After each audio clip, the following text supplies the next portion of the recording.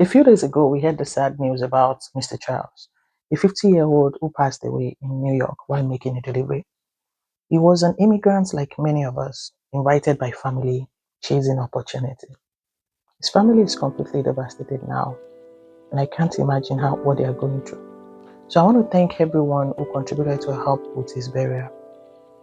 I don't know if deliveries was his regular job, but the story raises a hard question. Did he find the opportunity he came for? This is the reality for many immigrants, leaving families, starting over at any age. I've met people still trying to get stable at 64, close to retirement, working multiple jobs and praying for a green card. I've also seen younger students who plugged in early and are doing fine. So, is it wrong to leave home and come to the United States? No. We all know the state of things back in many African countries. If there's a place you can struggle less and earn more, you will run towards it. But the problem is once we get it, the opportunity doesn't immediately activate itself. We are met with the realities: gas bill, taxes, time, fees, rent, utility, transportation, and the cost of just getting established. By the time you add it all up, many days end with nothing left. Then the cycle repeats: extra shifts, side hustles, before you even factor in the cost of children. And all this while, expectations back home keep rising. This is common in our community. We tell ourselves, I'll do this for 1 or 2 years and then it will be different. Sometimes we max the struggle with quick trips and parties to feel good for a night, then return to the grind in the morning. So what's real financial independence? It depends on your goals, really. You could be traveling with your family, sending your kids to college debt-free, buying a home, starting a business, or leaving a legacy. But whatever the dream is, we all need to understand how money works here. We need to understand taxes, inflation, time, compound interest, growth indices, fixed, variable, index growth. Because it is not really how much you earn, it's how much you keep. So let's take an instance of someone earning $120,000 a year. That looks like $10,000 on paper. But after taxes, 401k, social security, health insurance, and other deductions, that $10,000 become around $7,000 take home. But guess what? The bills, loans, and expectations for that month were built on $10,000. That gap right there is where financial stress lives. That's why paying yourself first isn't optional. You treat your name like a bill. Every paycheck, you make a deposit into your future self. Another painful truth emerged in Mr. Child's case. He had no life insurance. As a financial educator and strategist, I teach that building wealth in the United States starts with a solid foundation. 5 key pillars. First, proper protection. 2, debt management, followed by emergency fund, investment, and then estate planning. All in that order. When any one of these is missing, the structure wobbles.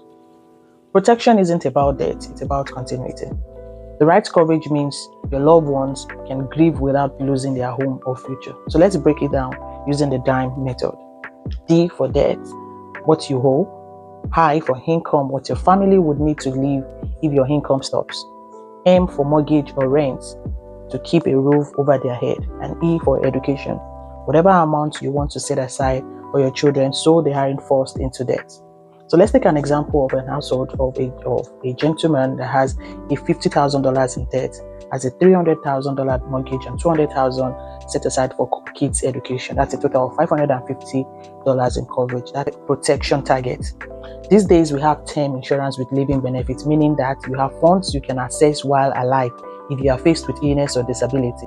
There's also return of premium term, whereby if you outlive your term without a claim, you get back your contribution.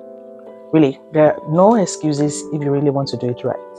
So I urge you to pick a term that matches your timeline. It could be when your youngest finishes college or when your mortgage is paid off, usually around 20 to 30 years.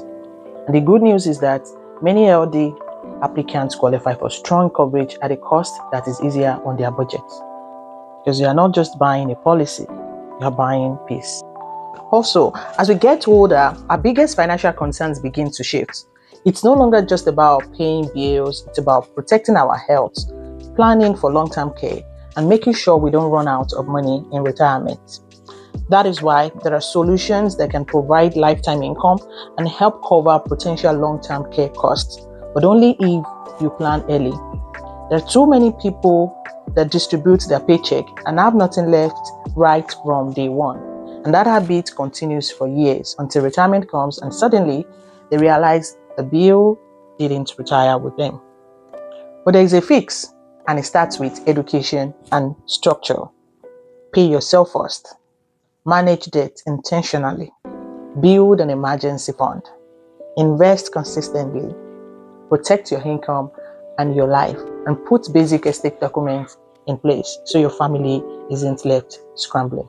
There's more you can tailor to achieving your goals: how much you save, where to invest, how to balance taxes and growth, how to plan for long-term care, and how to set up wills, power of attorneys, and beneficiary designation so your money goes where you intend it without probate headaches.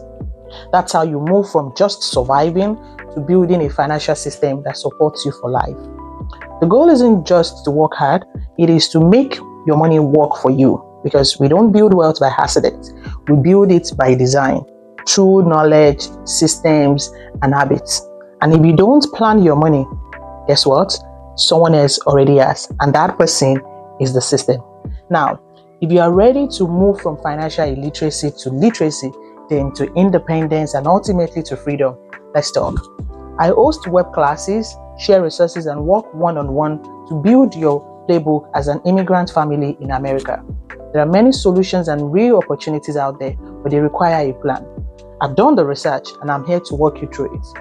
Your story shouldn't end with struggle. It should end with peace, purpose, and prosperity. I'll see you in my next video.